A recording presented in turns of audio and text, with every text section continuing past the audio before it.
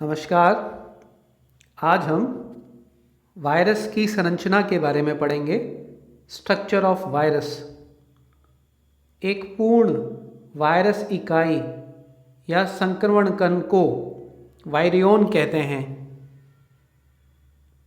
Virion is a complete virus particle with its nucleic acid, protein coat and envelope। प्रत्येक virion में एक nucleic अम्ल core होता है जिसे प्रोटीन आवरण या कैप्सिड चारों ओर से घेरता है। इन दोनों को सम्मिलित रूप से न्यूक्लियोकैप्सिड कहते हैं। कई बार इसके बाहर की तरफ एक और आवरण पाया जा सकता है।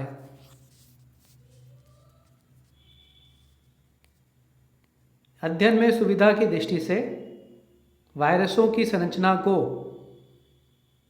निम्नलिखित शीर्षकों में पढ़ा जा सकता है।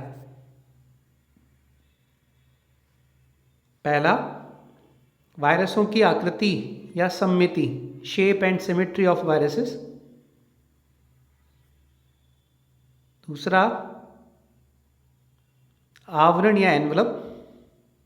Third, capsid. और फोर्थ, न्यूक्लिक एसिड कोर। सबसे पहले अध्ययन करते हैं वायरसों की सममिति का, symmetry of viruses.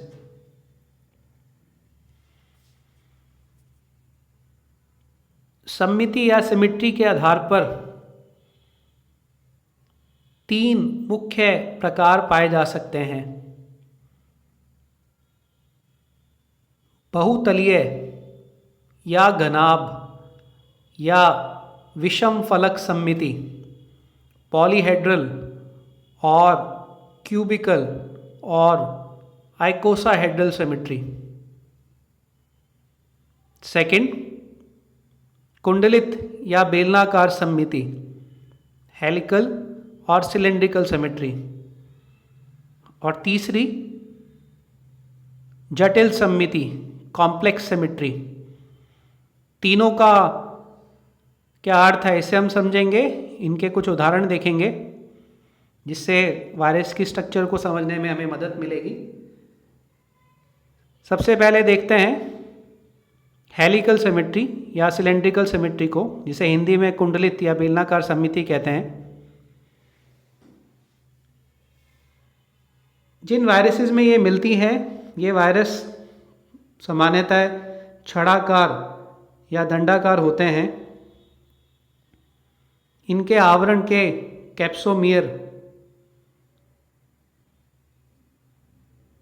Spirally arrange होकर एक खोखली बेलनाकार नलिका बनाते हैं। इस प्रोटीन नलिका के भीतर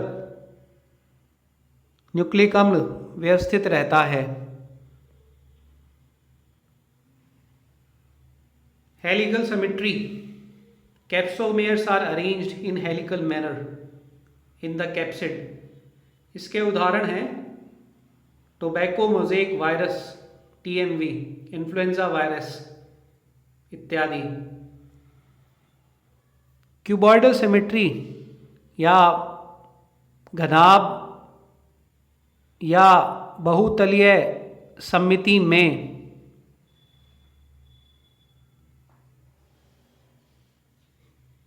वायरस प्राय बहुकोणीय या गोलाभ सममिति प्रदर्शित करते हैं। इनमें कोणों की संख्या 4 से 20 तक हो सकती है। इन वायरसेस में कैप्सिड ज्योमेट्रिकल पैटर्न्स में ज्यामितीय प्रारूप में व्यवस्थित रहते हैं। प्रत्येक वायरस के कैप्सिड में कैप्सोमियर्स की संख्या निश्चित होती है। तीसरी प्रकार की सममिति जटिल सममिति या कॉम्प्लेक्स सिमेट्री कहलाती है। जिन वायरसेस में ये मिलती है उनमें ऊपर वर्णित दोनों प्रकार की सिमेट्रीज एक साथ पाई जा सकती हैं, यानी हेलिकल और क्यूबॉइडल सिमेट्रीज दोनों एक ही वायरस में एक साथ पाई जा सकती हैं। अब तीनों के एग्जाम्पल देखते हैं, हमें बात क्लियर हो जाएगी। लेफ्ट हैंड साइड में आपको क्यूबॉइडल सिमेट्री, बहुतलीय सिमेट्री दिखाई दे रही है। इसमें आपको कई ज्योमेट्रिकल शेप्स, ज्यामितीय प्रारूप दिख रहे हैं। ये हेक्सागोन हो सकता है, ऑक्टागोन हो सकता है। एग्जाम्पल्स आप देख सकते हैं यहाँ पे, हर्पीस वायरस। जबकि राइट हैंड साइड में आपको हेलिकल सिमेट्री का उदाहरण दिखाई दे रहा है। Helical symmetry tobacco mosaic virus में पाई जाती है। इसमें आप देख सकते हैं कि यहाँ एक कुंडलित स्प्रिंग के समान स्ट्रक्चर हमें दिख रही है, इसीलिए इसे हेलिकल सिमेट्री कहते हैं।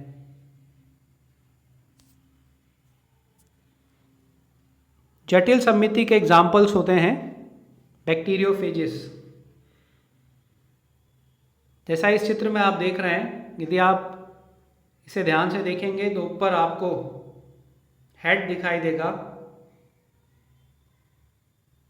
नीचे की तरफ आपको टेल दिखाई देगी, हेड और टेल के बीच में आपको नेक दिखाई देगी। यदि आप हेड की स्ट्रक्चर को ध्यान से देखेंगे तो आपको पता चलेगा ये क्यूबिकल सिमेट्री का एग्जाम्पल है। और आप यदि नेक की स्ट्रक्चर को ध्यान से देखेंगे तो आपको पता चलेगा ये हेलिकल सिमेट्री का एग्जाम्पल है। तो एक ही वायरस में एक साथ जटिल प्रकार की सिमेट्री पाई जा रही है, तो ये कॉम्प्लेक्स सिमेट्री का एग्जाम्पल है।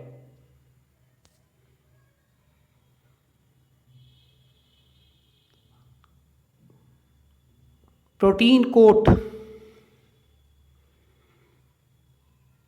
या कैप्सिड वायरस में बाहर की तरफ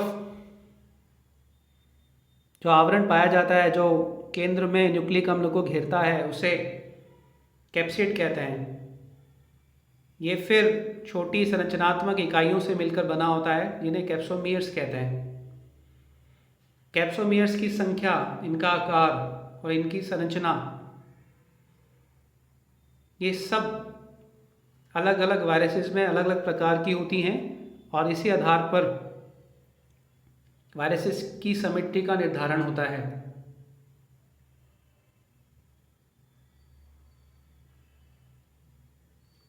कई बार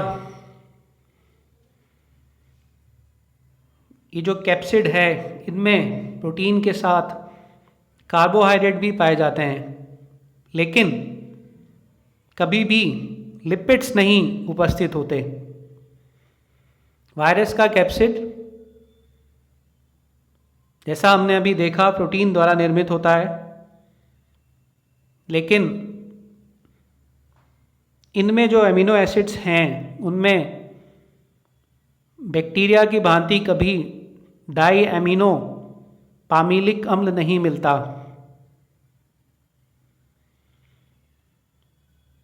कुछ वायरसेस में इनमें कार्बोहाइड्रेट्स उपस्थित हो सकते हैं।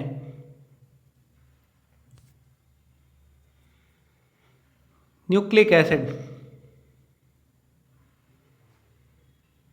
कैप्सिड केंद्र में न्यूक्लिक अम्ल को घेरता है। वायरस में दो तरह के न्यूक्लिक एसिड्स मिल सकते हैं, लेकिन ये दोनों कभी एक साथ उपस्थित नहीं होते।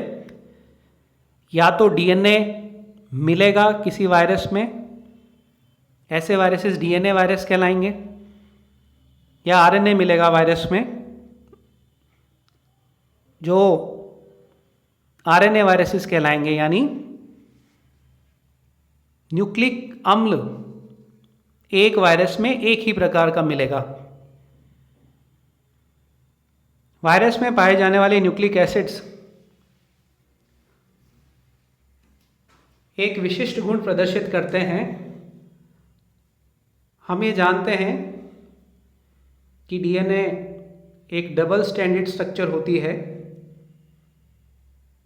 लेकिन वायरसेस में जो डीएनए मिलता है वो डबल स्टैंडर्ड भी हो सकता है और सिंगल स्टैंडर्ड भी हो सकता है। उसी प्रकार सामान्यतः आरएनए सिंगल स्टैंडर्ड होते हैं, लेकिन वायरसेस में जो आरएनए मिलते हैं वो सिंगल स्टैंडर्ड के साथ साथ कुछ वायरसेस में डबल स्टैंडर्ड आरएनए भी मिलते हैं। यानी न्यूक्लिक एसिड्स कुल 4 तरह के मिल सकते हैं वायरस में, डबल स्टैंडर्ड और सिंगल स्टैंडर्ड डीएनए और सिंगल स्टैंडर्ड और डबल स्टैंडर्ड आरएनए। यह स्थिति वायरसेस की विशिष्टता है, सिर्फ वायरसेस में ही ऐसा मिलता है।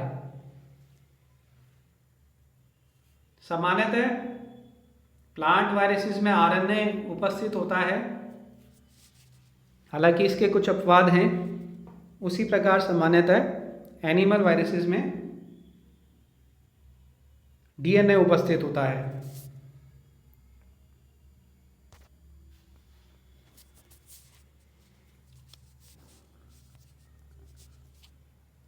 एनवलप या आवरण की भी बात करते हैं। अभी जो हमने देखा, केंद्र में न्यूक्लिक अम्ल, बाहर की तरफ कैप्सिड से घिरा हुआ होगा, पर कुछ पादप और जंतु वायरसों में परपोषी कोशिका से प्राप्त एक आवरण और कैप्सिड के बाहर पाया जाता है। यह आवरण लिपिड, प्रोटीन और कार्बोहाइड्रेट्स द्वारा निर्मित होता है। इसे एनवलप कहते हैं।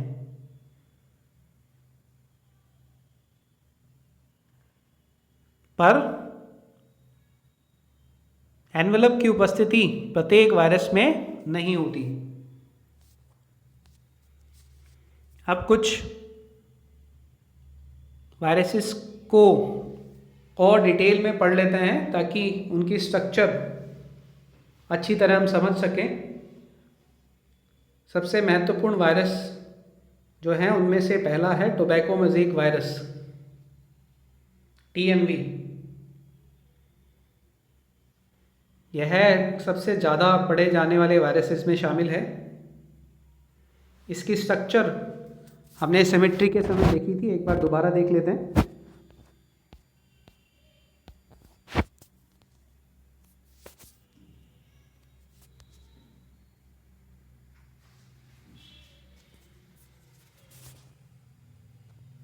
देखिए, बिल्कुल क्लियर पता चल रहा है कि इसमें हेलिकल सिमेट्री है। आप इसमें पाए जाने वाले न्यूक्लिक अम्ल के प्रकार को भी देख सकते हैं, जिसमें आरएनए पाया जाता है। आरएनए जो है वो कुंडलित स्प्रिंग के समान है, जिस पर कैप्सोमियर्स चारों ओर कुंडलीदार विन्यास में व्यवस्थित हैं। कैप्सोमियर्स वायरस के प्रोटीन आवरण कैप्सिड की यूनिट्स होती हैं, इकाइयाँ होती हैं।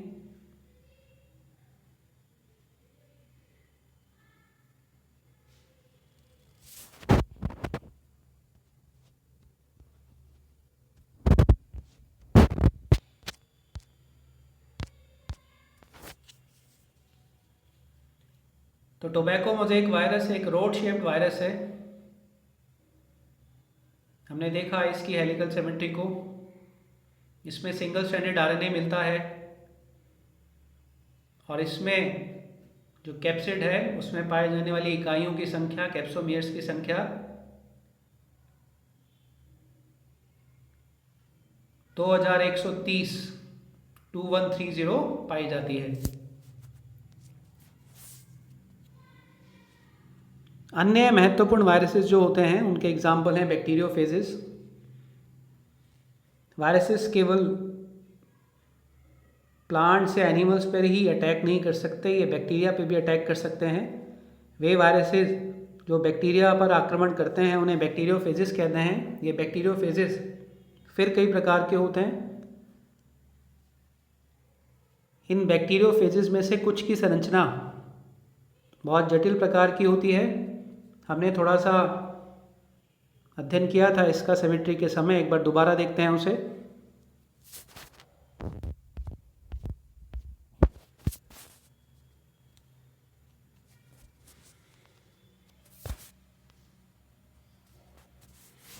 ये देखिए, ये एक बैक्टीरियोफेज की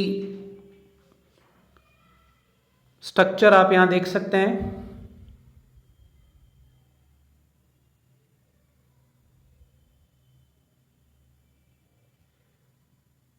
ऊपर की तरफ आपको इसकी संरचना में टेडपोल के समान सर दिखाई दे रहा है, जबकि नीचे की तरफ पूंछ या टेल दिख रही है।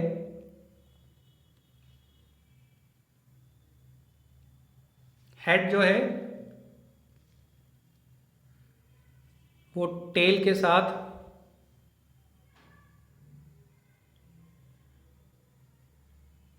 नेक के थ्रू जुड़ा हुआ है। टेल को यदि आप ध्यान से देखेंगे तो आपको इसमें एक प्लेट दिखाई देगी जिससे टेल फाइबर्स निकल रहे हैं। इन टेल फाइबर्स का क्या कार्य है और इसकी स्ट्रक्चर की और क्या विशेषताएं हैं, इसे देखते हैं।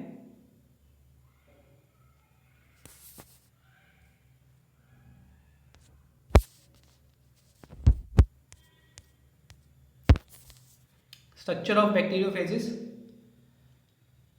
टेडपोल की तरह की संरचना है जिसमें हेड और टेल दो भाग थे, हमने देखा अभी। हेड जो है वो प्रिज्म के जैसा था। यह टेल से नेक और कॉलर के द्वारा जुड़ा हुआ था। टेल के एंड पर एंड प्लेट होती है जिससे टेल फाइबर्स निकलते हैं। ये सब चीज़ें हमने देखी थी। ये टेल फाइबर्स फेज पार्टिकल को उस बैक्टीरिया की सरफेस से जुड़ने में मदद करते हैं जिस पे यह आक्रमण करेगा, और इनके द्वारा जो एंजाइम सिक्रीट होते हैं उससे बैक्टीरियल सेल वॉल के लिसिस में तोड़ने में मदद मिलती है, जिससे वायरस का न्यूक्लिक एसिड अंततः बैक्टीरिया में प्रवेश करता है। तो इस प्रकार हमने वायरसेस के स्ट्रक्चर के बारे में पढ़ा। हमने इनकी सममिति को देखा, सिमेट्री को देखा। हमने इनमें पाए जाने वाले डिफरेंट कंपोनेंट्स जैसे न्यूक्लिक एसिड, कैप्सिड और एनवलप को देखा, और डिटेल में दो इम्पॉर्टेंट वायरसेस की स्ट्रक्चर को स्टडी किया।